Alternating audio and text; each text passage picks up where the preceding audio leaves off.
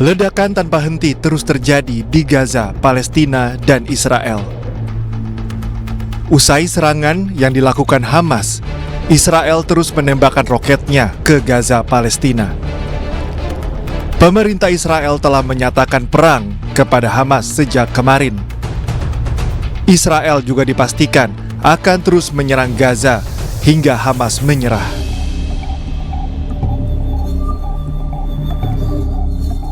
Hingga kini, Israel klaim telah menghancurkan 800 bangunan di Gaza dengan fasilitas militer sebagai sasaran utamanya. Akibat serangan Israel, lebih dari 400 orang dinyatakan meninggal dunia di Gaza, Palestina. Sementara total korban tewas dari kedua belah pihak mencapai 1.100 orang.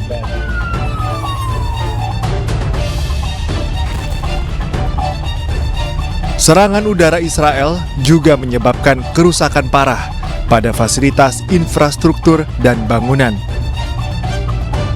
احنا كنا في البيت قاعدين دقدقوا علينا جيران قالوا لنا اخلوا احنا ما عرفناش وين نروح وين نخلي حسبي الله ونعم الوكيل طلعنا برا الدار لقينا الدنيا كلها هنا مقلوبه كل من هو راح شقه نزلونا الدار كلها نزلونا العماره من اولها لاخرها احنا خمس طوابق غروف 5 طوابق غروف.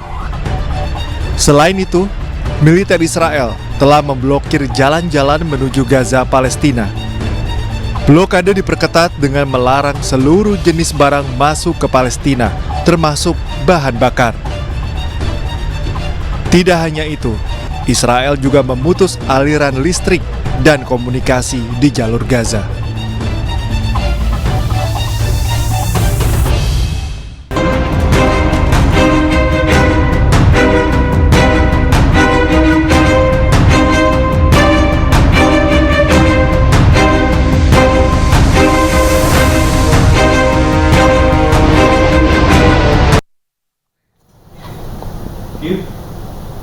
Pemirsa, puluhan masjid di kota Gaza hancur lebur akibat gempuran udara militer Israel dan seluruh masjid rata dengan tanah dan kemungkinan puluhan orang masih tertimbun dalam reruntuhan masjid.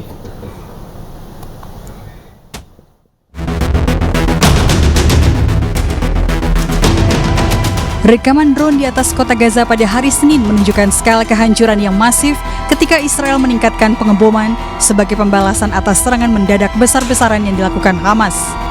Seluruh masjid rata dengan tanah dan tampak dari udara sebagai tumpukan puing. Ratusan orang diduga masih tertimbun dalam reruntuhan masjid. Israel telah menyerang lebih dari 1.000 sasaran di Gaza, termasuk serangan udara yang meratakan sebagian besar kota Beit Hanun, Gaza Timur. Serangan Hamas menjadikan aparat militer dan intelijen Israel benar-benar lengah sehingga memicu pertempuran sengit di jalan-jalan Israel untuk pertama kalinya dalam beberapa dekade.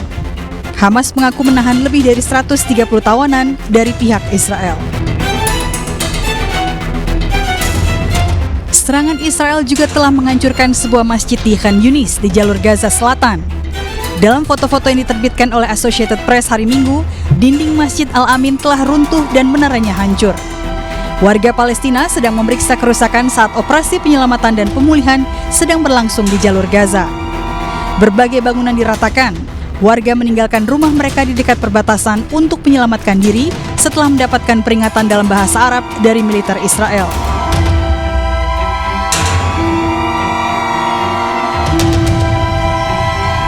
Kepulan asap masih mengitari kawasan masjid di tepi pantai Gaza yang luluh lantak dihantam bom Israel.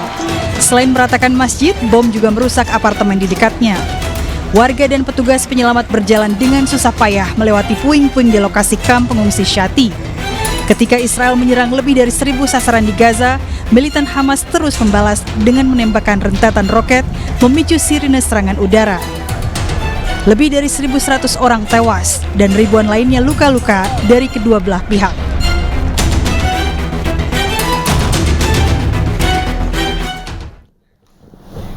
Pemirsa, ratusan pelayat mengantarkan jenazah seorang remaja Palestina yang tewas dalam bentrokan warga dengan pasukan Israel di tepi barat.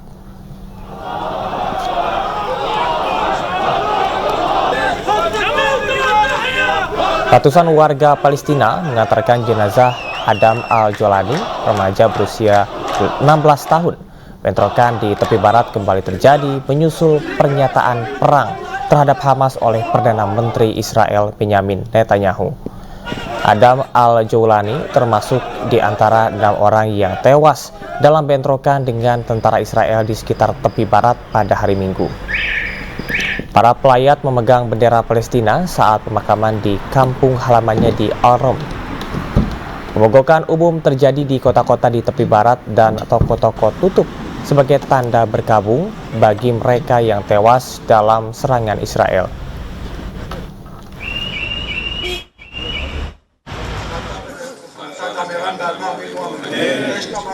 Sementara itu, ratusan pelayat Israel pada hari Senin juga menghadiri pemakaman militer untuk seorang tentara yang tewas dalam pertempuran di dekat Gaza di Israel Selatan.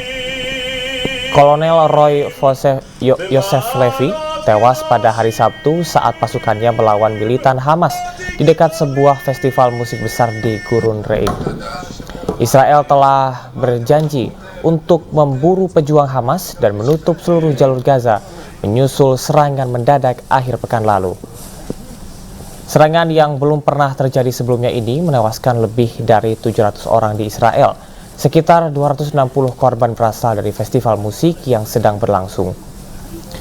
Militer Israel pada hari Senin meningkatkan pemboman di Gaza dan hampir 500 orang warga sipil tewas sejak serangan dini hari tersebut.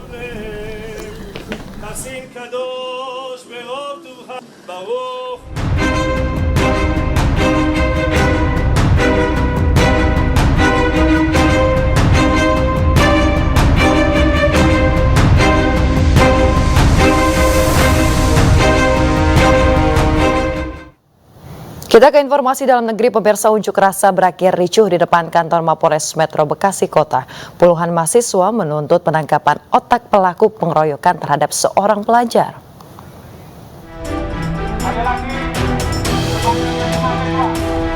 Unjuk rasa mahasiswa di depan Mapolres Metro Bekasi Kota di Jalan Pangeran Jayakarta, Bekasi, Jawa Barat berakhir ricuh. Kericuhan terjadi saat sejumlah massa yang hendak masuk ke dalam Mapolres dan membakar ban dihadang oleh polisi. Baku hantam antar polisi dan pengunjuk rasa pun tidak terelakkan. Sejumlah petugas lainnya berusaha menenangkan massa. Unjuk rasa menuntut agar otak pelaku pengeroyokan terhadap seorang pelajar segera ditangkap. Sampai 2 bulan sudah adanya tersangka sejumlah 7 orang ya, Pak? 7 orang. Nah, selanjutnya ada 1 tersangka lagi yang konon katanya dalam pencarian, dalam proses. Namun sampai hari ini anak usia 15 tahun yang memang sudah ditetapkan sebagai tersangka tapi tak kunjung juga ditangkap oleh pihak kepolisian.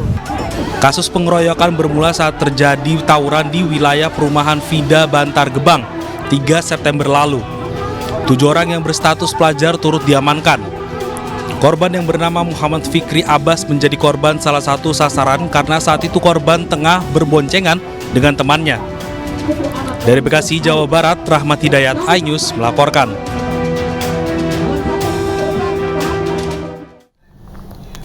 Eksekusi rumah warga di Kota Medan, Sumatera Utara berujung ricuh karena pemilik rumah menolak dieksekusi. Akibat kericuhan, sejumlah orang yang diduga provokator diamankan oleh polisi.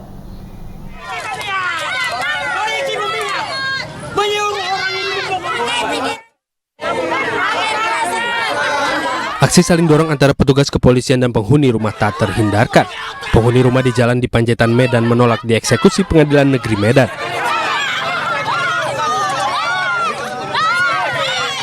Proses eksekusi juga diwarnai aksi adu mulut dan tarik-menarik. Jurusita yang hendak membacakan putusan pun kesulitan masuk karena pagar rumah digembok oleh penghuni. Petugas berhasil menerobos masuk ke dalam. Beberapa orang yang diduga provokator pun diamankan petugas kepolisian. Penghuni rumah mengaku memiliki surat kepemilikan yang sah terhadap tanah dan rumah seluas 490 meter persegi yang dibelinya pada tahun 2016 silam. Kita hanya minta penundaan, bukan menghalang-halangi, Pak. Hanya penundaan saja. Karena saya sebagai pemilik rumah ini tidak tahu menahu ada proses hukum yang sudah berjalan tanpa saya diberitahu. Saya sudah tinggal di sini selama 12 tahun dan saya punya bukti kepemilikan yang sah. Nah, sekarang ada orang yang jual beli di tempat lain. Ini dia. Nah, dan mereka memaksakan untuk mengeksekusi tempat ini tanpa ada pemberitahuan kepada saya.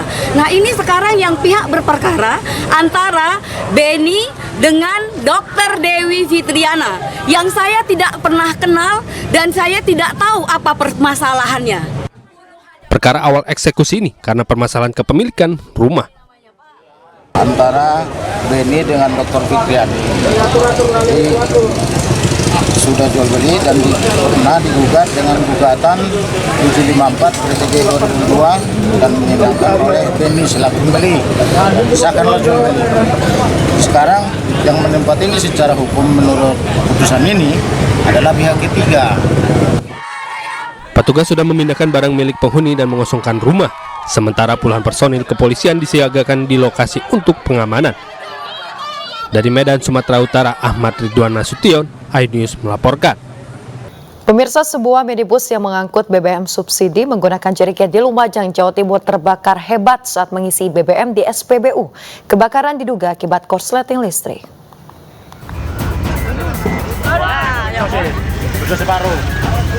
Awas.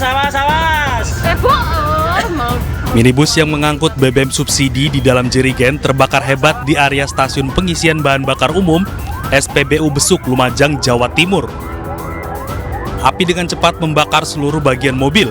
Bahkan beberapa kali terdengar ledakan yang diduga berasal dari jerigen berisi BBM Pertalite.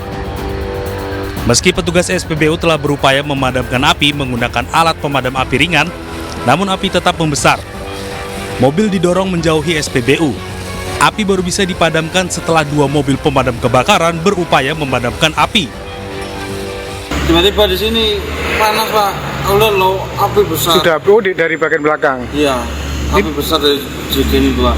Ada berapa jerigen itu? 7, Pak. 7 jerigen. Sudah ada isinya gimana? Belum. Oh, masih mau? Ada 1, Pak. Sudah terisi ya? Ya, 1. Ini kendaraan pribadi. Kendaraan pribadi mau ngisi bensin, antrian, terus terjadi kebakaran percikan api. Ada korban juga? Tidak ada, sementara nihil, untuk korban hanya material. Kebakaran diduga akibat korsleting listrik. Tidak ada korban dalam peristiwa kebakaran ini.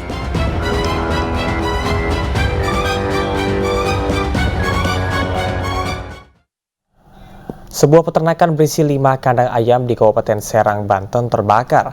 Api juga menyambar lahan kosong yang terletak di dekat kandang ayam.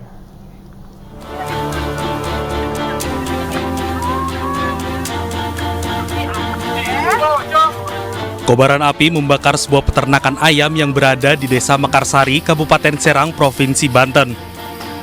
Kebakaran berawal saat api sisa bakaran jerami masih menyala. Kemudian tiupan angin kencang tiba-tiba membuat api kembali membesar dan menghanguskan kandang ayam hingga lahan di sekitarnya.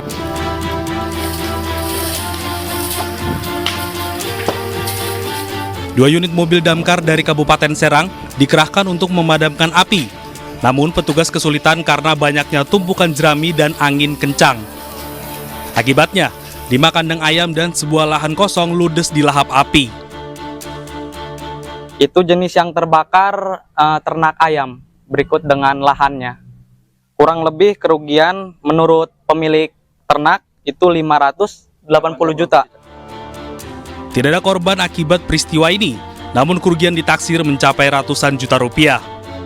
Dari Serang, Banten, Mahesa Apriandi, iNews melaporkan. Pemirsa, polisi menetapkan pengemudi mobil Ferrari sebagai tersangka usai menabrak 5 kendaraan di kawasan Senayan, Jakarta Pusat.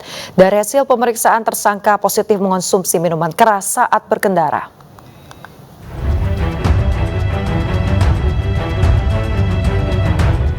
Sebuah mobil sport mewah menabrak 5 kendaraan di Senayan, Jakarta Pusat, Minggu, sekitar pukul 3:30 dini hari. Pengemudi Ferrari ini pun terlibat keributan dengan korban dan pengendara lain. Bahkan pengemudi Ferrari sempat memukul salah satu korban. Sebelum menabrak, mobil ini melaju dalam kecepatan tinggi. Akibatnya, 2 orang terluka. Polisi kemudian menangkap pengemudi mobil RAS dan menetapkannya sebagai tersangka. Dari hasil pemeriksaan, tersangka positif mengonsumsi minuman keras saat mengemudi. Untuk pengemudi kendaraan Ferrari inisial R sudah kita lakukan pemeriksaan dan sudah dilakukan gelar perkara untuk ditingkatkan statusnya menjadi tersangka.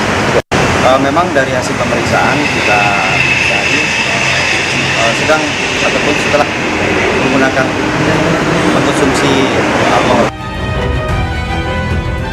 Tersangka dijerat dengan pelanggaran Undang-Undang Lalu Lintas dan Angkutan Jalan karena melakukan kelalaian yang mengakibatkan orang lain terluka. Dari Jakarta, Rizky Falupi, iNews melaporkan.